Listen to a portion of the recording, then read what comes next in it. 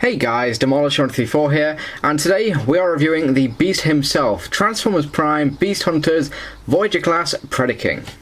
Now here is Predaking in his dragon mode, fairly accurate to the show. The only thing that's not really accurate to it is the colours. I think he's got a lot more orange than he has in the actual show, but I think it looks fine as a toy. I think it looks really cool actually. So here he is, a really nice looking head sculpt on there. The mouth does actually open, you can kind of see that there. The head is actually made out of rubber plastic. Because obviously it's got so many spikes on it, you know, they can't make it out of regular model plastic, so it has to be rubber plastic, but that's not too much of a problem. The tail here is probably my biggest gripe about the vehicle mode. I don't like it. I think it looks really stupid. It's basically his sword in his robot mode, and I mean, the sword looks really cool, but I mean, he can't really hold it very well in robot mode, and I just think it kind of takes away from the toy a little bit. I wish they'd actually given him, I don't know, a molded tail, but then again, he probably would have ended up with quite a bit of kibble if they did that, but there we go. But the actual dragon mode itself looks really cool. The wings do have a bit of articulation. They can flap up here, bend up here, and they can also move forward and backwards. That's for both wings as well. You can move up here, you can bend, and you can, you know, you can pose his claws if you want.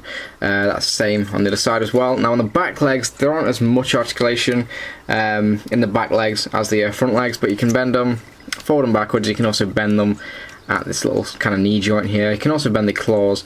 So fairly decent articulation for the beast mode. There's really not that much to talk about. He does have some weapons that I will show off. So yeah, here are the weapons. Now, they are kind of modelled after, I don't know, beasts, or they kind of remind me of gargoyles or something like that, or griffins. But they do fire when they want to.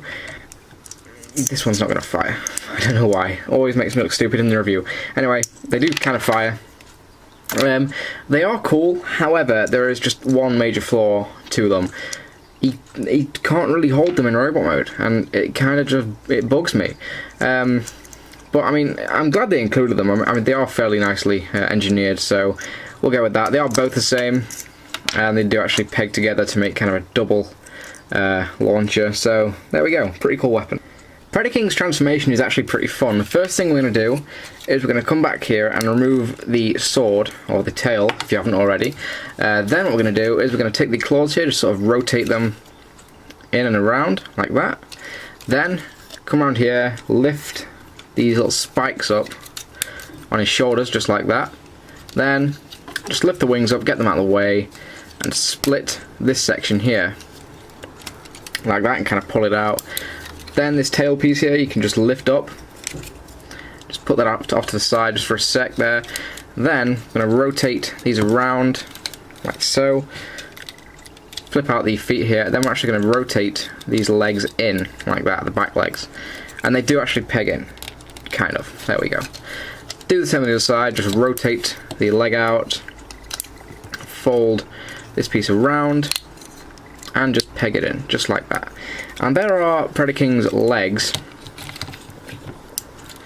Now, the next thing we're going to do is we're going to take the chest piece here, and we're going to rotate it around, just like that. Come up here, open up this little panel here, take the beast head, and rotate that all the way around, just like that.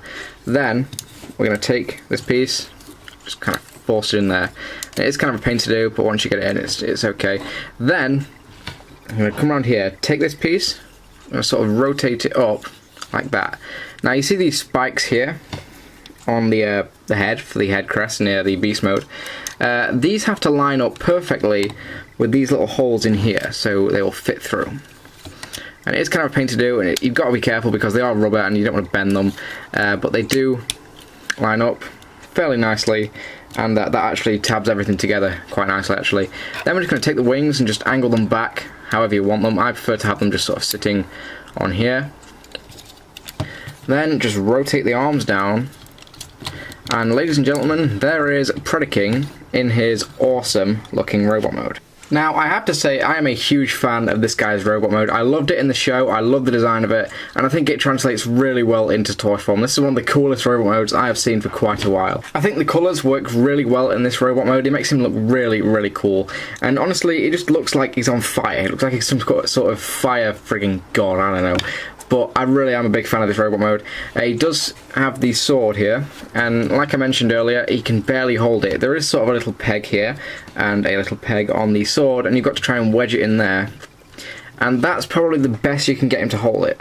He can never hold it straight, which is really annoying, but honestly, he holds it so limply and just crap. I don't like that. Also, the weapons here, you can do quite a bit with these actually.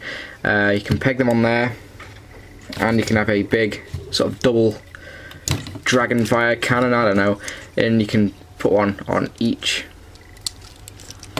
and one on each arm like that, and have it like that. But honestly, I think they look really kind of stupid on him, and they really don't suit him, to be honest. In terms of articulation, this guy is actually fairly poseable. The head can rotate left and right, but it is definitely hampered by these side panels here. The arms can rotate 360 degrees. He does have waist articulation actually, if you unpeg this piece, but he will have waist articulation if you get rid of that. He can move his legs, bend them in and out, bend at the knee here, and the feet do pivot. You can also pose the claws, because these are actually on a ball joint as well, so you can move these around. So you can actually get some fairly decent poses out of this guy and make him look really cool. You can also position the wings however you want them. You can have them up here, you can have them sat right down if you want. I prefer them just sort of in the middle. But yeah, you can really make this guy look, you know, really, really cool. Now, I'm just going to get a really quick close-up of some of the detail that Predaking has, because he has actually got some really nice moulded and paint detail. Anyway, let's zoom in on the head here, just so you can see that. Really nice looking head sculpt. He does kind of have some little sunken in eyes there. You can barely see them, but he does have them. Nice Predacon symbol on the chest there. Really nice moulded detailing throughout the chest, and he's got some orange highlights throughout. He's got some gold on his crotch there. Some grey on the thighs. More orange, gold, and he also has some kind of Cybertronian hieroglyphs in there, would you say? He also has that on the other leg as well. So really nice detail. There isn't that much detail on the wings back there. I don't know if you can see it very well. But he does have some Cybertronian hieroglyphs on the wings. I'm not entirely sure how well my camera's picking it up, but he does have them. Overall, I think Predaking is one awesome figure, and I really, really highly recommend you pick this guy up.